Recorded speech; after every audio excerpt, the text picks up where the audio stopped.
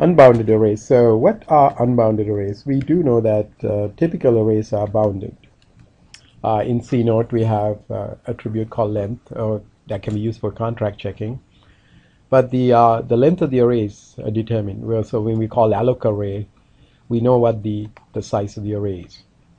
Now traditionally arrays are static. Static means that the size is fixed at the compile time, so that's bad. They are random access.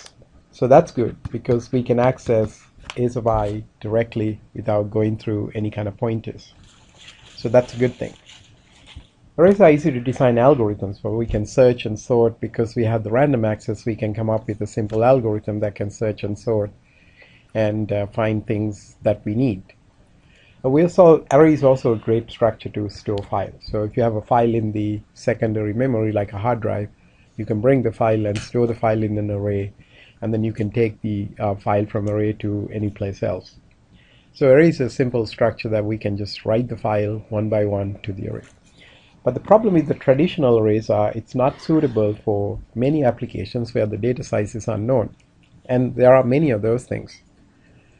And so if the data size is unknown, we don't know how much to allocate memory for.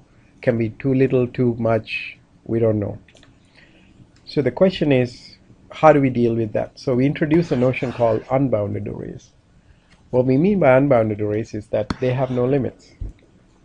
In reality, there's a limit of physical memory that's available to you, but for the most part, you can just keep increasing as long as you can find a contiguous block of memory to hold that. So the question is, how do we resize the array? What's the best way to do it? So one can propose that we can resize when we need to add an element. So don't resize unless you have to add an element and you don't have any room in the array, then you resize. So you resize just enough to hold that new element. Or we can resize more than what is required at the moment, hoping that some more elements will be added later. Something will show up later and then we will add them without an additional cost of resizing. So the question is, what method makes the most computational sense? Is it the resize the array as needed, or maybe at some specified points we resize the array more than what's needed and get ready for something that could happen in the future? When we talk about specified points, what are those specified points? How do we determine those things? And that's going to be the focus of this lecture. And then we have to ask how much to resize and what are the advantages in each case. So we start with a simple idea of adding elements as needed. So if you have 5 elements in the array at the moment, n equals 5, you added a 6th element to the array, you have to still copy 5 elements from the old array to the new array. So to add the 6th element, you have to make 6 operations. So number of operations you have to do to add the 6th element is 6 operations. But if you add another element to the array, let's say 7, now the number of operations goes up to 7 because you have to copy the old ones and then add the new ones. So that doesn't look like a good solution, because if you keep thinking about it, as whenever you add something you have to copy all the old ones, and it gives you a series of 1 plus 2 plus up to n type of a series, which we know if you add them up is big O of n squared. And big O of n squared algorithms are never good, because n can be very large and big O of n squared can be very, very slow. And especially copying elements from one to another is an expensive operation. So we try to avoid big O of n squared type algorithms. So what about if you double the size of the array? What will happen? Suppose you go from n equals 5 to n equals 10. So we have the original elements, 1, 2, 3, 4, 5. We copy the original elements and we copy the new one. But we still have more. So we don't have to resize until the array size reaches 10. And then we get a new element, now we have to resize. So it's a situation like you have few elements coming in. So let's say that you start with n equals 2. We can write 2 elements, but by the time you write the third element, we have to add 2 more operations to that. because we have to copy all the other elements. Let's say that we increase the size to now 4. We can write one more element, but by the time the 5th element comes, we need additional operations like additional 4 operations because we have to copy all the old elements into the new array. So it seems like whenever there's a power of 2, you have to copy the old array to the new one, which doesn't sound too bad because the power of 2 cases don't happen very often. So if you have an array of size n that you want to insert n elements into the array, it only happens log n time if you think about it. So it's an event that doesn't happen much. So maybe there's an advantage to doing this strategy like doubling the size of the array. So that kind of lead us to a question, the amortized analysis. So the question you're asking is, how expensive? So we ask the question, how expensive is to insert n elements into an array? So ideally we would like this to be big O of n. But the problem is that since we don't know the size of the array, we cannot guarantee it's going to be big O of n because we may have to resize the array and copy the elements back into the new array.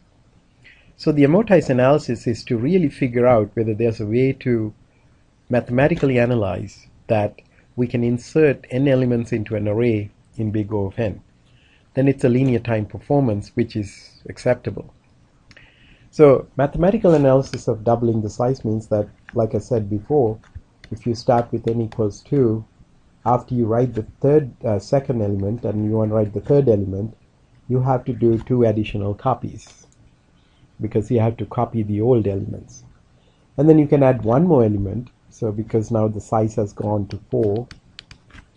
But after you add one more element, then you have to add the 5th element. You have to copy all the old elements into that. So that's a 2 squared operations. There are 4 elements before that. And then you copy, you can copy one operation at a time. We double the size of the array to 8. And then we can copy up to 8. By the time you get to the 9th element, you have to copy all the old elements into that. So if you keep going like this, at some point you will reach perhaps the 2 to the k minus 1th copy stage. And at that point you double the size of the array. That means you will double the size of the array to another 2 to the k minus 1. So what that means is that you have 2 to the k minus 1 here. You have added 2 to the k minus 1 elements, and you add another, you have incremented the array size to 2 to the k by double the size. So that means the array size now is 2 to the k. So let's assume that our n is a power of 2. So the question is, how many operations are we really doing? So if you count the operations, so the number of operations that we are doing, since we are inserting, first of all, 2 to the k or n elements into the array, we'll be doing n operations just to insert the elements. But at each stage, at specified intervals, that you will have to do this resizing and copying the old array. That will require a summation of 2 to the i from 1 to k minus 1. And from math concepts, we do know that this quantity come up to be 2 to the k minus 2. But 2 to the k is, according to this, is n.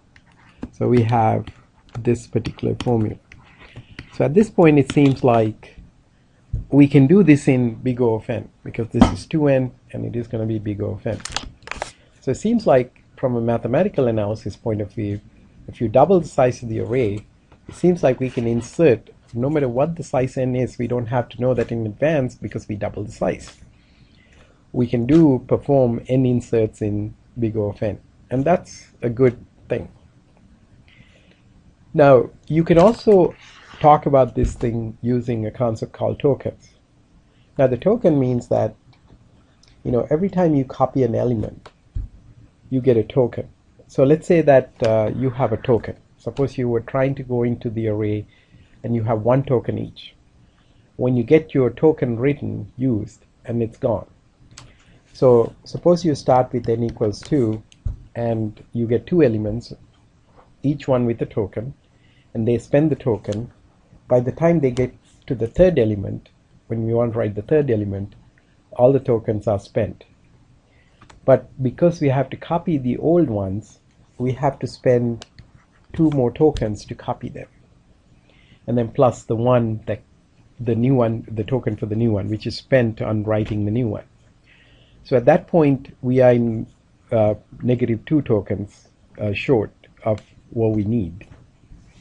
Now, if you go to the fourth element comes with one token that it uses. And now at 5, you have to resize it. Now at this point, we have to spend 4 more tokens. So now it seems like we are never going to have tokens if each person comes with one token each, because we are never going to have tokens to copy things. Now let's take the question to another level. What if I get 2 tokens each to copy things? So now at this point, I copy 2 elements because each one has 2 tokens. I have in the bank plus 2.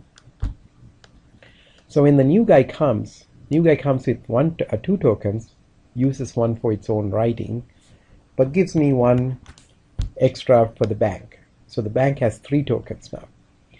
Now because I have to write the old ones back, then the bank will use 2 tokens, and I'll be left with 1 token after I double the size of the array. Now the size of the array is now 4.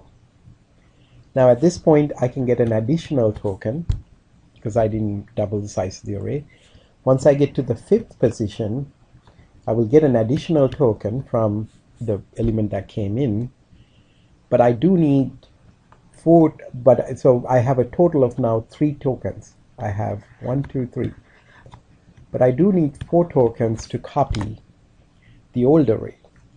So at this point, I'm in the hole. I'm a token short of copying things.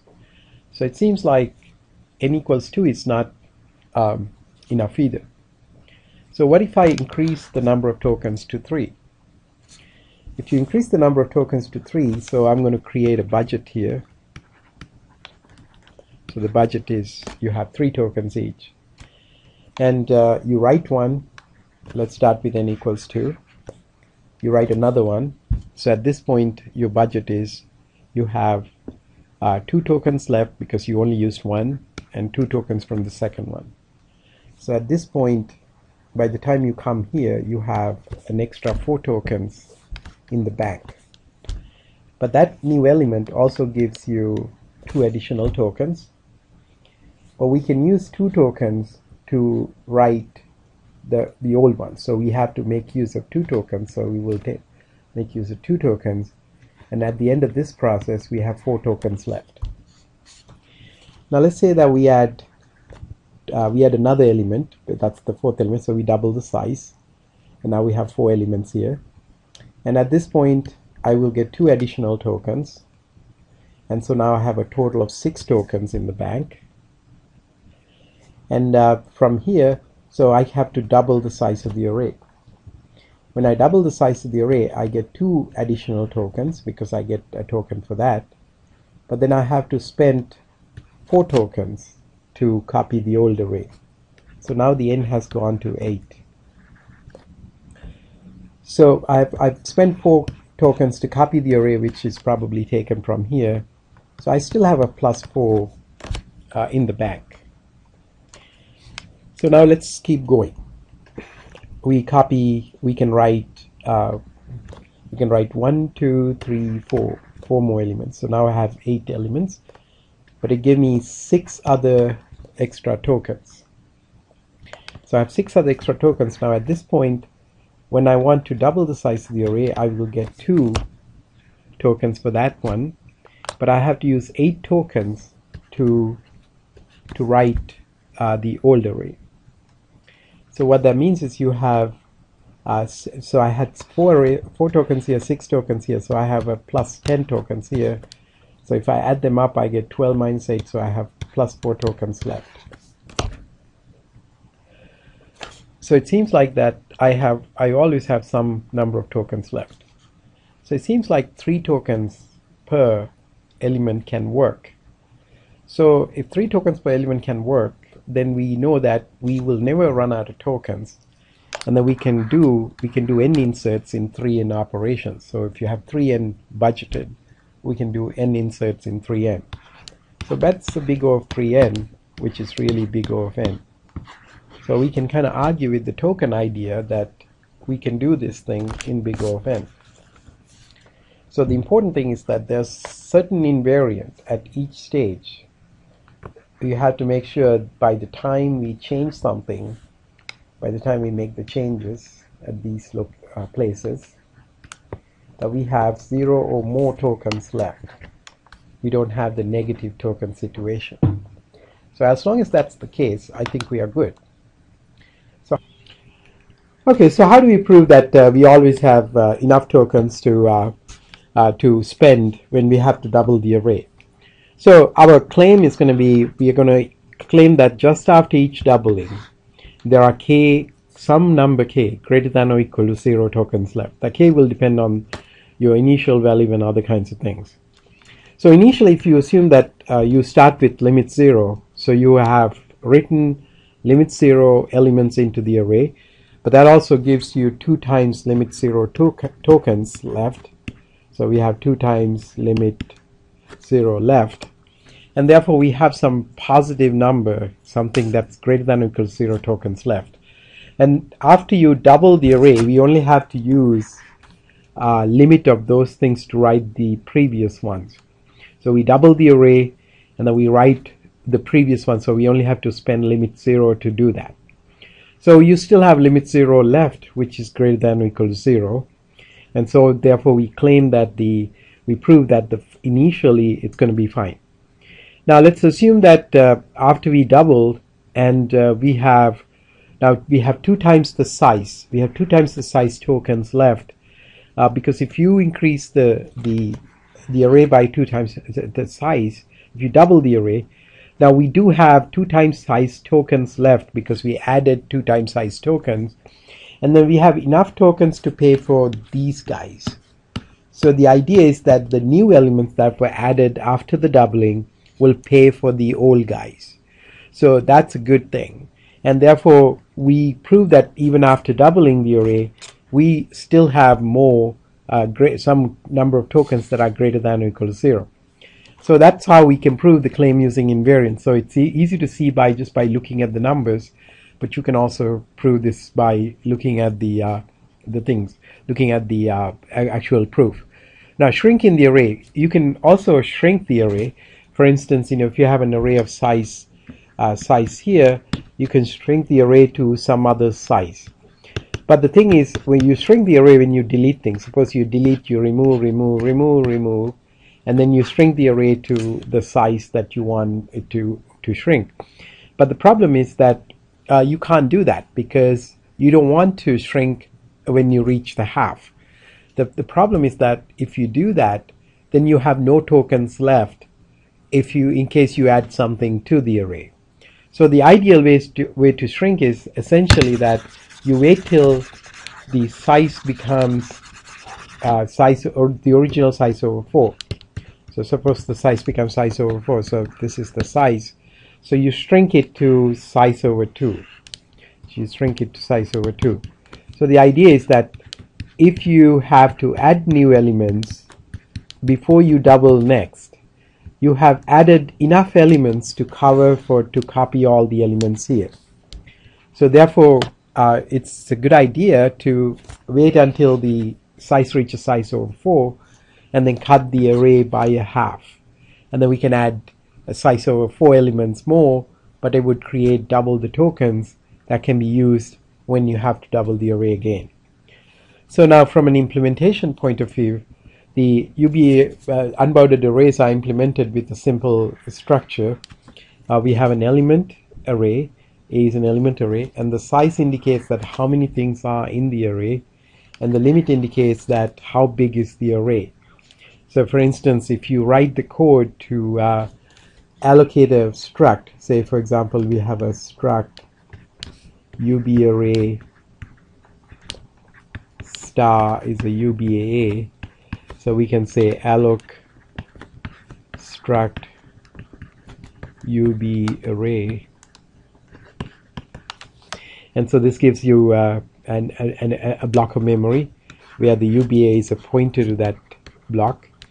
And then what we can do is we can say UBA arrow limit is some pre-initialized limit, which is, let's say, a limit 0 or something, and the UBA arrow size is assigned 0, none has been allocated here, and then UBA arrow A, which is the array field, this will be allocated using alloc array. We can allocate array of elim types of limit. In fact, we should say UBA limit. So we say UBA limit, and so that gives you the original sort of initialization of the structure. Now from there on you can do various things, like for example there are a few other things you have to make sure that the limit is length of A and the size is between limit and